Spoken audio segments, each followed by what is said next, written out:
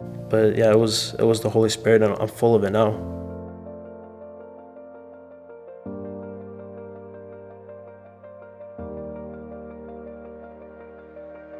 Yeah, so this all definitely started with a camping trip. So I go. It was a 3-day trip, and all of these guys that I was with, like, these are all just amazing guys. And the whole time that I'm there, though, like, I'm just feeling like I'm realizing that all of these guys, they have something that I'm missing out on, and I could tell this like right away. And I'm a very closed person. I'm not open like to start talking about that, but I could just tell that they have something that I don't, and I didn't know what it was.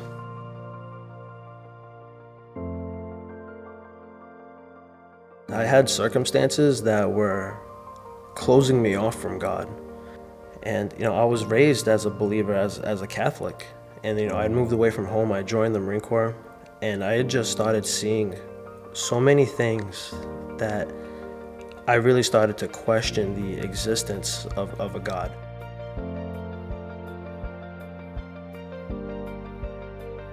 I was perfectly content to go on doing the things I was doing my way, just doing Jordan's way without God. And just come to find out that that wasn't possible.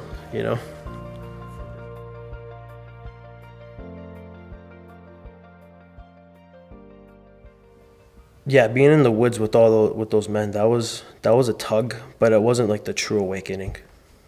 There came another moment after that, and it was a very simple moment. I was with Jonas and Samson, and we were just taking a short road trip. We were running an errand.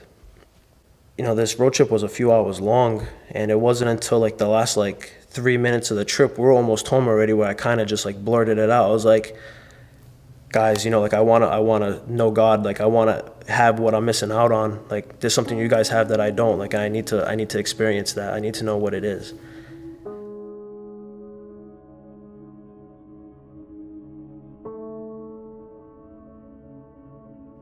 The Great Awakening was probably the day that I got baptized. That day was crazy. So like I had been going to church already a few times, and then one of the times I went, my wife had came with me, and so did my son. And I didn't even know like it was gonna happen, but they were doing baptisms that day. And and like I felt like I was feeling like the Spirit, like I was just overwhelmed like with worship. I looked over to my wife, because I could feel her looking at me. I could tell by her face she was like questioning like if I was gonna do this, because she could probably feel like what was coming over me. And I looked right at her. I said, "No, not yet. I'm not ready for that."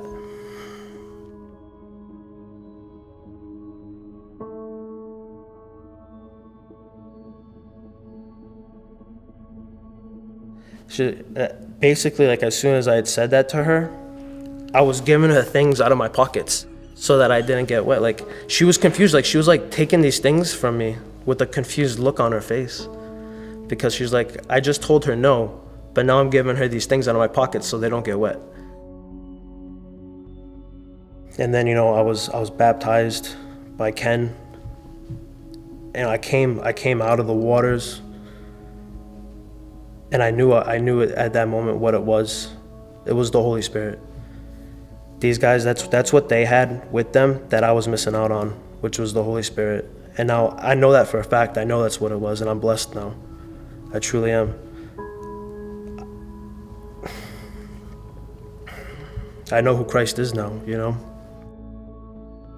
Like I was blessed with the Holy Spirit right away, and I felt it. But developing a relationship and walking with Christ, it took a little bit more work.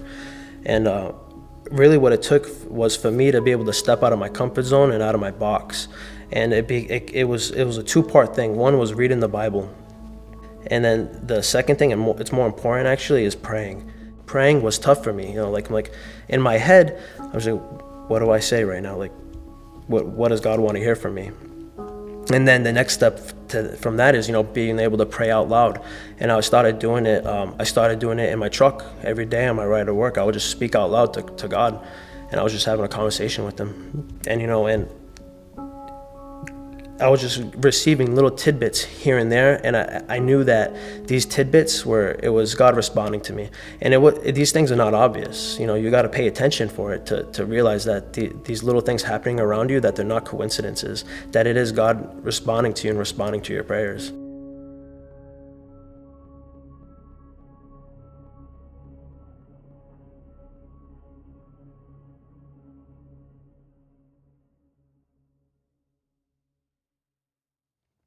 The defining moment in my life to this date, to know that God is real. I know that we have a God. I know that He is an amazing God. He is an amazing Father. I know this because me and my wife right now, we're being blessed with a child. We're not supposed to be able to have any kids. Like doctors have told us, like, it's just not, it ain't gonna happen.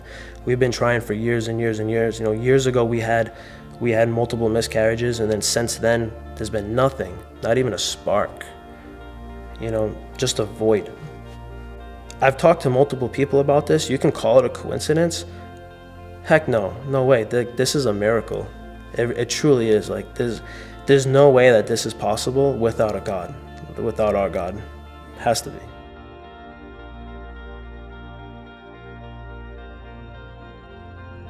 The ultimate word for what I feel is saved. It actually, I'm looking forward to what comes next. Like our lives here, they're short. They're not completely meaningless, but in the grand scheme of things, like, we're not here that long.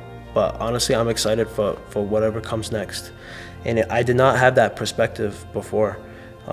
I was very firm in the belief that once we're gone, and that's it. So having that feeling of comfort, like, I'm truly comforted now, knowing that I can leave here and be okay with it. I'm Jorden Mathieu, and I made the great exchange.